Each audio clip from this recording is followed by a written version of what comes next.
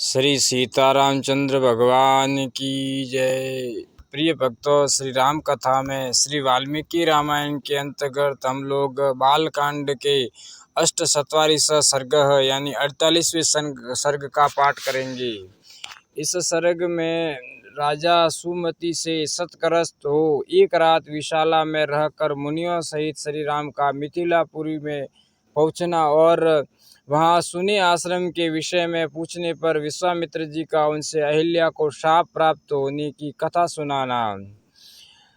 वहां परस्पर समागम के समय एक दूसरे का कुशल मंगल पूछकर बातचीत के अंत में राजा सुमति ने महामुनि विश्वामित्र से कहा, ब्रह्मांड आपका कल्याण हो। ये दोनों कुमार देवताओं के तुल्य पराक्रमी जान पड़ते हैं। इनकी चाल ढाल हाथी और सिंह की गति के समान है। ये दोनों वीर सिंह और सांड के समान प्रतीत होते हैं। इनके बड़े बड़े नेत्र विकसित कमल दल के समान शोभा पाते हैं। ये दोनों तलवार, तरकश और धनुष धारण किए हुए हैं।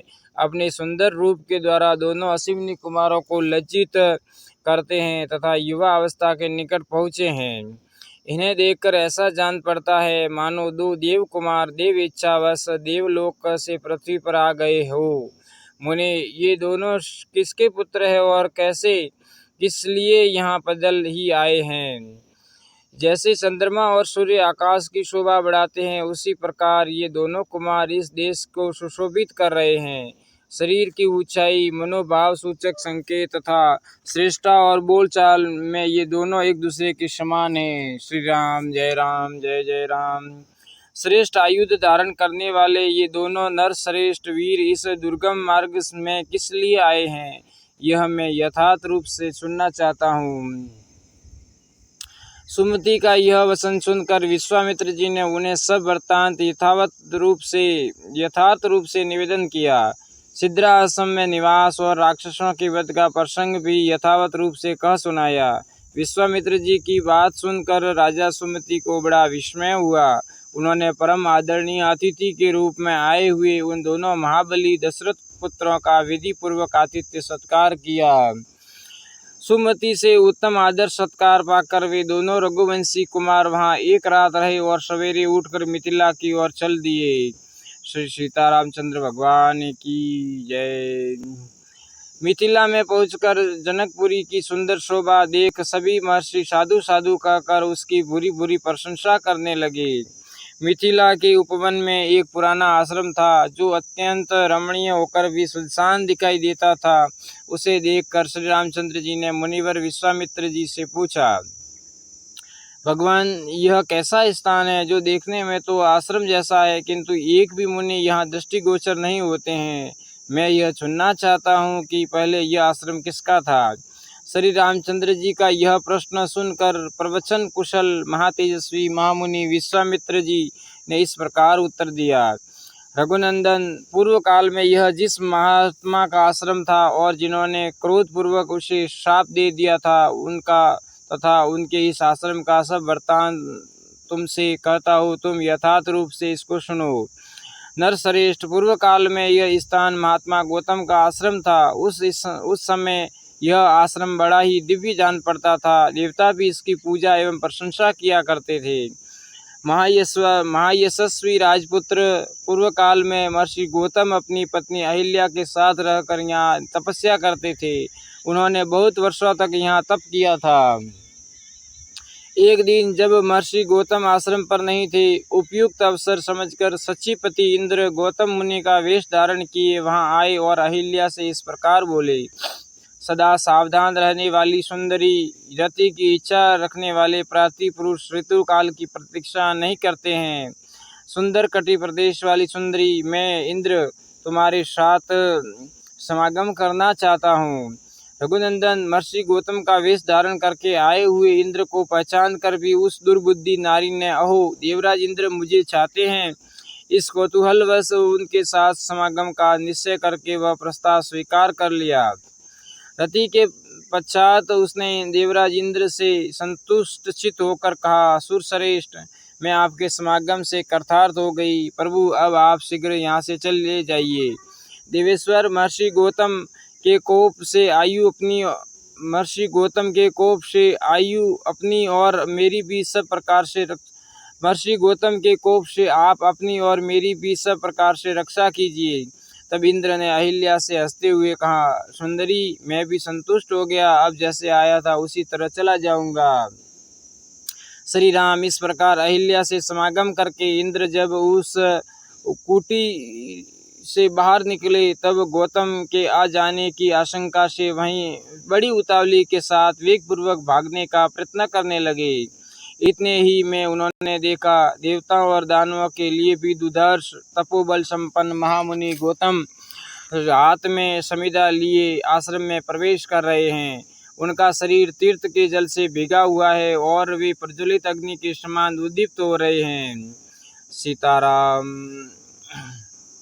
उन पर दृष्टि पड़ते ही देवराज इंद्र भय से थरा उठे, उनके मुख पर विषाद छा गया। दुराचारी इंद्र को मुनि का वेश धारण किए देख सदाचार संपन्न मुनिवर गौतम जी ने रोष में भरकर कहा, दुर्मते, तूने मेरा रूप धारण करके यह न करने योग्य पाप कर्म किया है, इसलिए तू विफल अंडकोश से रहित हो जाएगा। रोष से भरे हुए महात्मा गौतम के ऐसा कहते ही सहस्त्राक्ष इंद्र के दोनों अंडकोश उसी क्षण पृथ्वी पर गिर पड़े। इंद्र को इस प्रकार शाप देकर गौतम ने अपनी पत्नी को भी शाप दिया, दुराचारिणी, तू भी यहाँ कई हजार वर्षों तक केवल हवा पीकर या उपवास करके कष्ट उठाती हुई राख में पड़ी रहेगी। समस्त प्राणियों से अदृश्य रहकर इस आश्रम में निवास करेगी। जब दुर्धर्ष दशरथ कुमार राम इस घोर वन में पदार्पण करेंगे उस समय तू पवित्र होगी।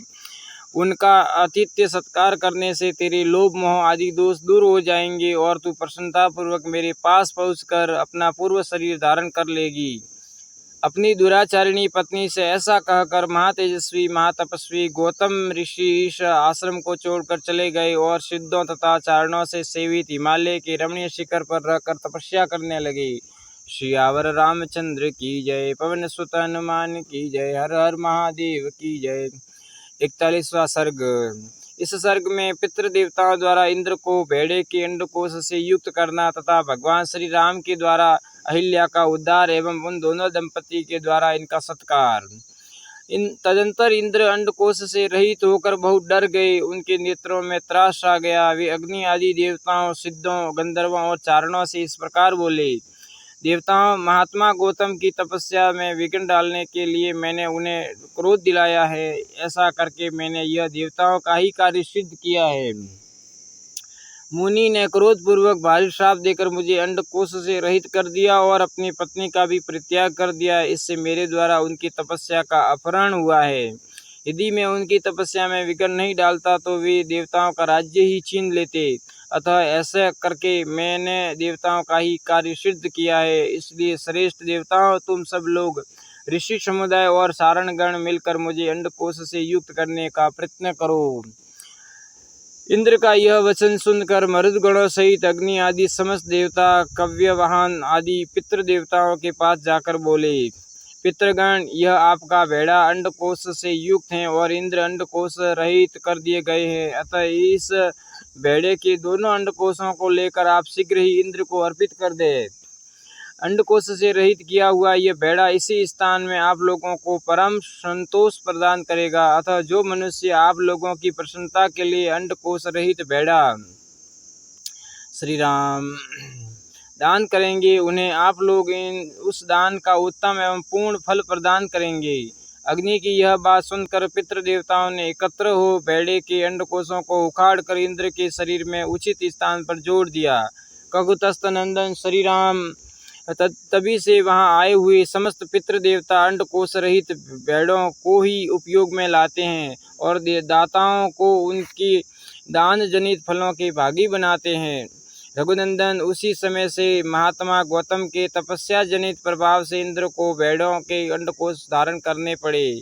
महातेजस्वी श्री राम, अब तुम पुण्यकर्मा महर्षि गौतम के इस आश्रम पर चलो और इन देव रूपिणी महाभागा अहिल्या का उद्धार करो। विश्वामित्र जी का यह वचन सुनकर लक्ष्मण सहित श्री राम ने उन महर्षि को आगे करके उस आश्रम में प्रवेश किया। वहां जाकर उन्होंने देखा, महासौभाग्यशालिनी अहिल्या अपनी तपस्या से देदीप्यमान हो रही हैं। इस लोक के मनुष्य तथा संपूर्ण देवता और असुर भी वहां आकर उन्हें देख नहीं सकते थे। उनका स्वरूप दिव्य था। विधाता ने बड़े प्रयत्न से उनके अंगों का निर्माण किया था। वे मायामयी सी प्रतीत होती थी। धूप में से गिरी हुई प्रज्वलित अग्निशिखा सी जान पड़ती थी। ओले और बादलों से ढकी हुई पूर्ण चंद्रमा की प्रभा सी दिखाई देती थी तथा जल के भीतर उदासित होने वाली सूर्य की दुर्धर्ष प्रभा के समान दृष्टिगोचर होती थी। गौतम के शापवश श्री रामचंद्र जी का दर्शन होने से पहले तीनों लोकों के किसी भी प्राणी के लिए उनका दर्शन होना कठिन था। श्री राम दर्शन मिल जाने से जब उनके शाप का अंत हो गया तब वे उन सबको दिखाई देने लगी। उस समय श्री राम और लक्ष्मण ने बड़ी प्रसन्नता के सहित अहिल्या के दोनों चरणों का स्पर्श किया। महर्षि गौतम के वचनों का स्मरण करके अहिल्या ने बड़ी सावधानी के साथ उन दोनों भाइयों को आदरणीय अतिथि के रूप में अपनाया और पाद अर्घ्य आदि अर्पित करके उनका आतिथ्य सत्कार किया।